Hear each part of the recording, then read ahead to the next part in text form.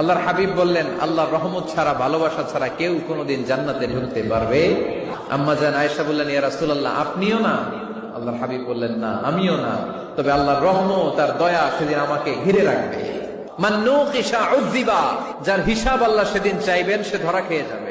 সব সময় আল্লাহর কাছে এই দোয়াটা যেন আমরা করি, আল্লাহ কিয়ামতের দিন তুমি আমার হিসাব নিও না, আল্লাহ তুমি আমার বিচার বসিও না, আল্লাহ তুমি দয়া করে আমারে মাফ করে দিও।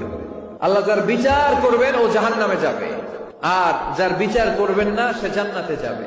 আল্লাহ যদি বিচার করে আর পাই টু পাই হিসাব নেয়, নামাজ পড়লি না কেন, রোজা রাখলি না কেন, মিথ্যা বললি কেন, খাদ্যে ভেজাল দিলি কেন, মাছে ফরমালিন দিলি কেন, যৌতুক খাইলি কেন, ঘুষ খাইলি কেন, উল্টাপাল্টা করলি কেন, জিনা করলি কেন, একটার পর একটা প্রশ্ন বানে যদি সেই ভয়ঙ্কর দিনে আল্লাহ আমাদেরকে জর্জরিত করে, আমাদের কোন উত্তর আছে?